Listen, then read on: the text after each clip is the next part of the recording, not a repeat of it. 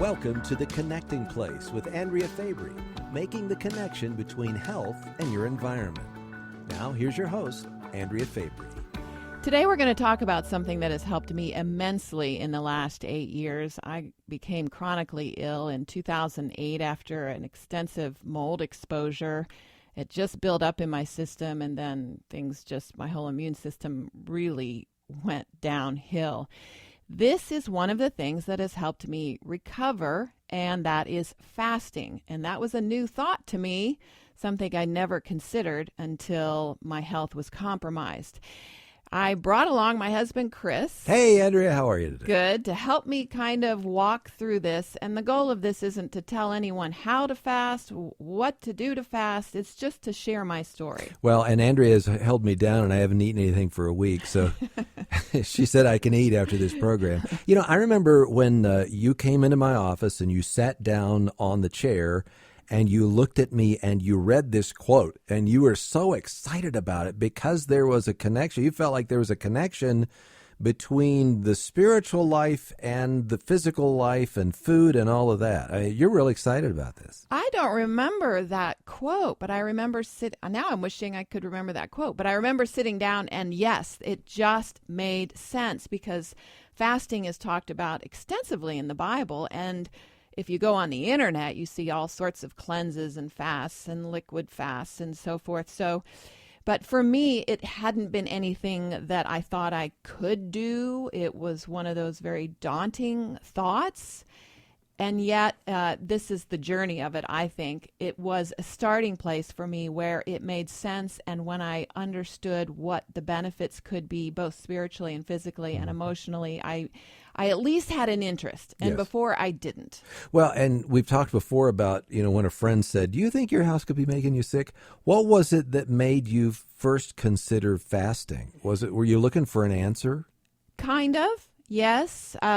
In those early days after we left our home, thinking that, now all is going to be well, we're just going to get better on our own, and slowly realizing that health is a journey and some people don't recover from hits like that. And there are all sorts of hits that we take. And when the immune system kind of says, I've had enough, all sorts of havoc goes on, and realizing that I'm going to have to do something different in order to recover my health. And at the time, I was very much in the someone save me, please mode. Please, somebody, just give me whatever fix to get me through this. Not only me, but my kids. But I was the mom trying to help my whole family recover, and I wasn't healthy enough to do that. So this was a period of time where I realized I've got to get the oxygen mask first, so I have to do something. Well, the idea of a fast, I remember just reading someone else's story of going on a juice fast, and that really sparked an interest for me. And I began to think, well, what if I could do that? I hadn't really done a lot of reading about the right and wrong way to fast. And in some ways, I think that's part of the journey. I just gave it a shot. I remember just skipping one meal and having a green juice. We were doing juicing in our family. We had bought a nice juicer. So it wasn't a hard change to make. And then it came to be lunchtime, and I thought, I think I'll have another juice. And then at dinner, I think I'll have another juice. And that was my first time ever going a whole day without eating. Now, I was in my early 50s at the time. I wish I had had this skill earlier in my life. But nonetheless, we moved forward with what we know. And that had never been presented to me. And that's when I first experienced something that I knew was a good thing, because the difference I felt in my brain was night and day. And I understand now that taking away the stress on the digestive system frees up the brain to think more clearly. So you really think there is a connection between what's going on down here in your belly and what's going on up there in your head? Well, and there's, I'm a big fan of the Gut and Psychology Syndrome book by Dr. Natasha Campbell McBride, who outlines kind of this whole connection between the two and understanding the microbial activity in the digestive system and all the science. So it's not an opinion, really. It's pretty well known that there's a connection between the gut and the brain. But for me, it was the first time it became real to me. I felt hope. I felt energy. And this was 6-7 years ago. But unfortunately, with the fast, it has to end no matter how long it is. And I'm very glad I didn't get too caught up in, did I do everything right? How exactly do I stop this? I knew intuitively you don't just suddenly eat after you've fasted. You have to kind of build back gradually. But I didn't get too stuck on all of those details. I just gave it a shot for a day and a half.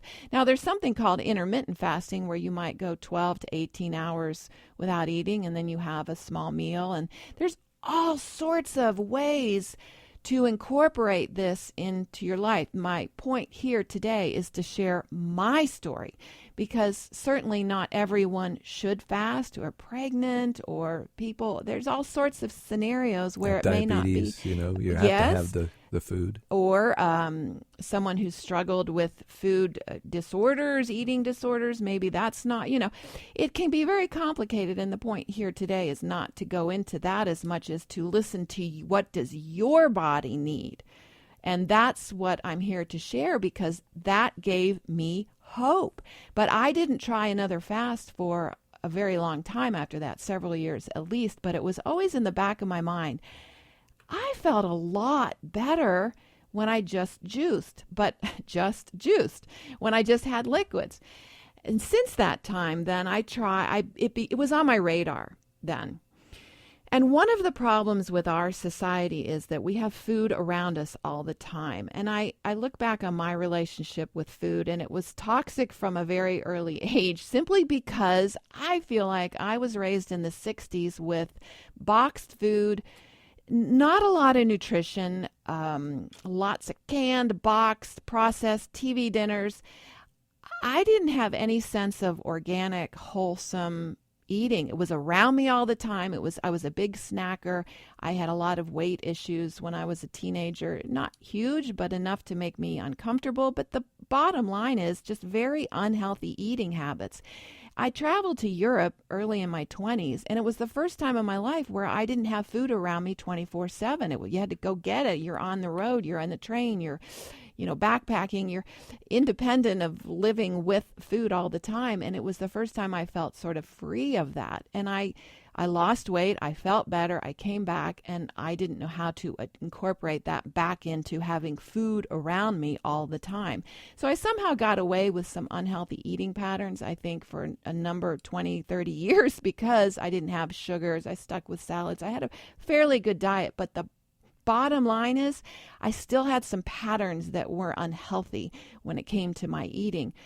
When I got sick, and the first time I was really sick, then I started to kind of wake up to something may need to change here, but I don't know what. So the fasting, the liquid fasting, that juice fasting, put something on my brain, just like the friend who said, is your house making you sick? Just that experience, that brief experience of a fast, brought it to the forefront of my mind that has stayed with me over the last 7 years. And my goal for sharing this today is to give someone something else to try, maybe, who's tried everything, who knows that I have some unhealthy eating patterns, even if you have a healthy, whole foods, organic diet, which I did, but I snacked on those really good foods all the time. You won't believe, and you're in great shape. Your body is, you're in control of, how much you weigh and all of that. But you wouldn't believe the times that I'll come to her and say, I'm just so I've been eating too much. Well, what have you?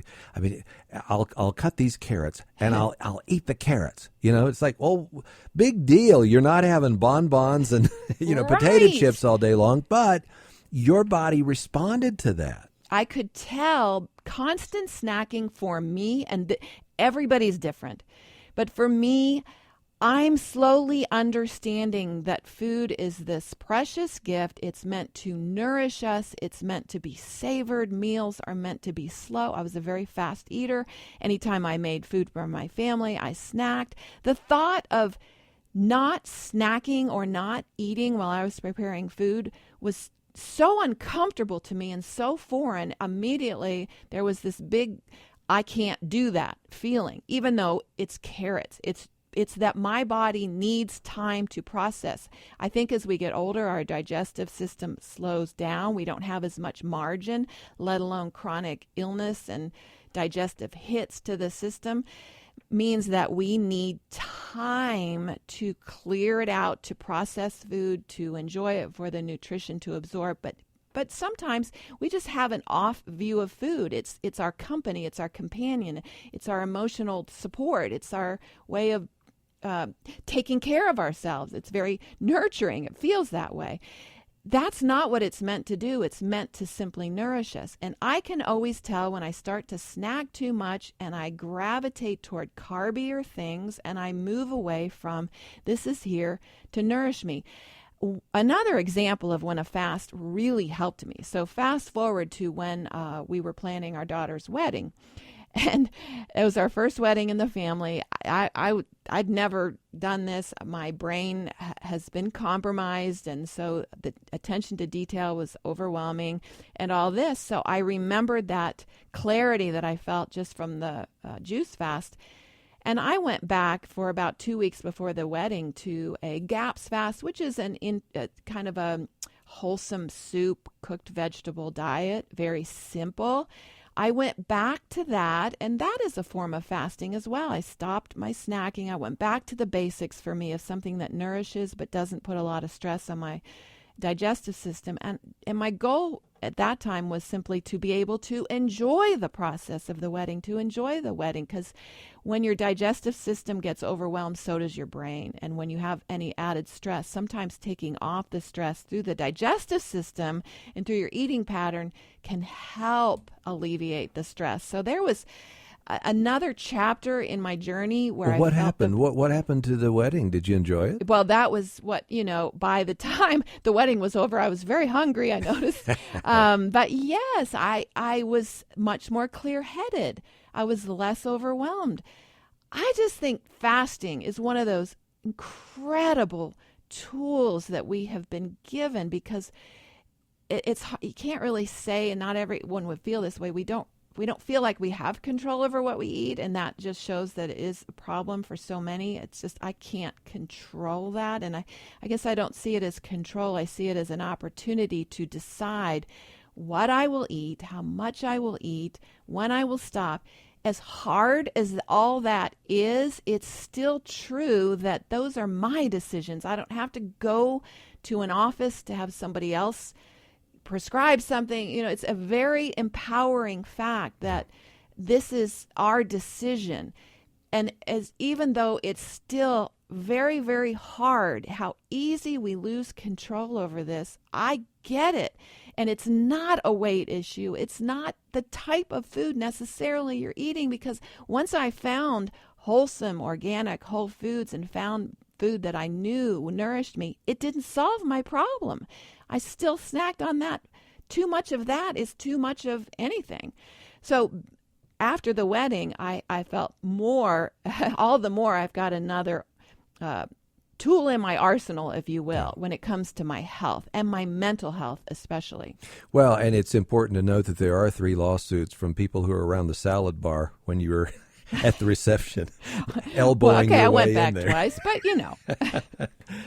Is fasting ever a bad idea? Well, as I mentioned earlier, that if you're pregnant, there are a lot of scenarios where it may not be a fit for you at this time. I think for everybody, though, there's some form of fasting that can be good. Here's another example. I began to understand that when I ate in the evening, I didn't go to sleep as quickly. Now, that took me many years to figure out.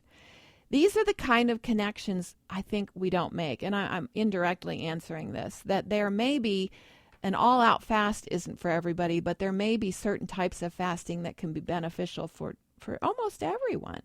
And maybe it's not even food, maybe it's technology. So if you think of fast broadly, it can be a lot of things.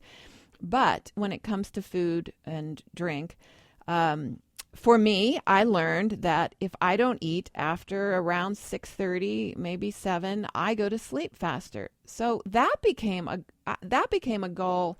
I considered that a fast, and I did that for 6 months. and then realized that it was more of a habit now. And I don't think about eating in the evening. But at the time it was, I really want to break this because I know it helps me. Eating late at night wasn't working for me, no matter what it was. And so that can be a fast. Something is quote unquote simple and yet very difficult. And maybe just changing the time of day that you eat or stopping before you're full.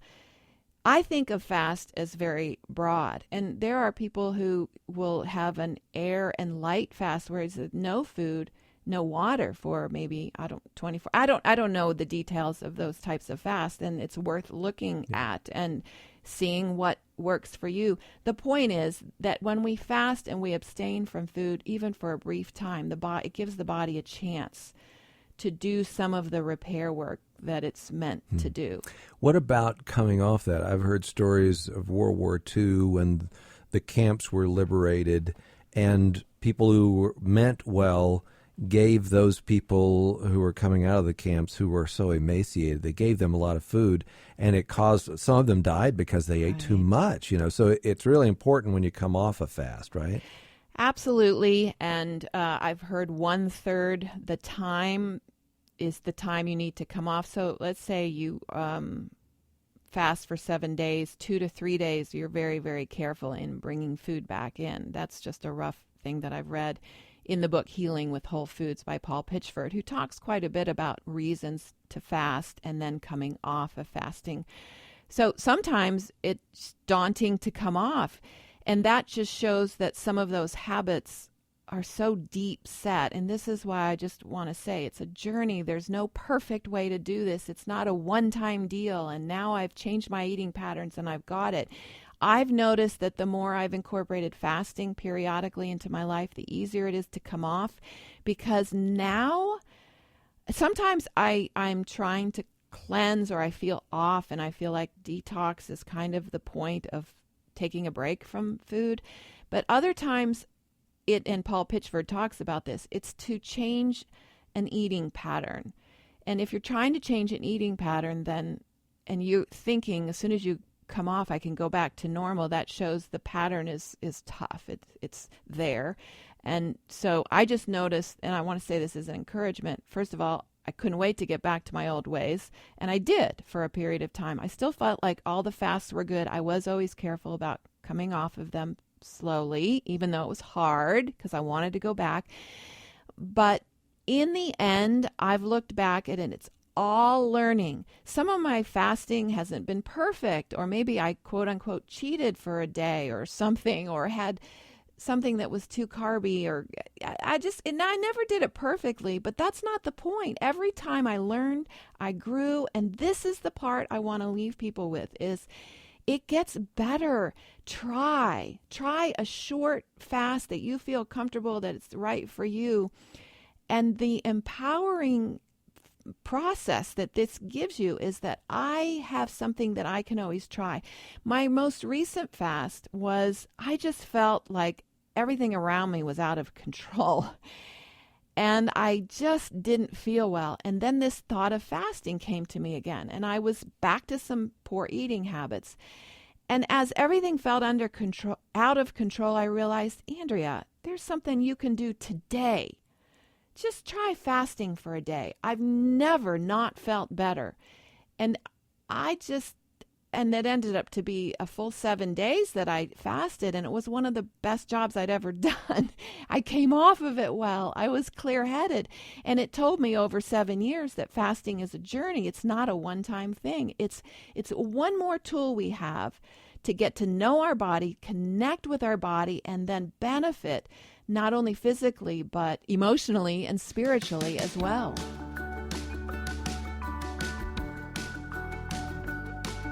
You've been listening to The Connecting Place, making the connection between health and your environment. Join us again next time for The Connecting Place with Andrea Faber.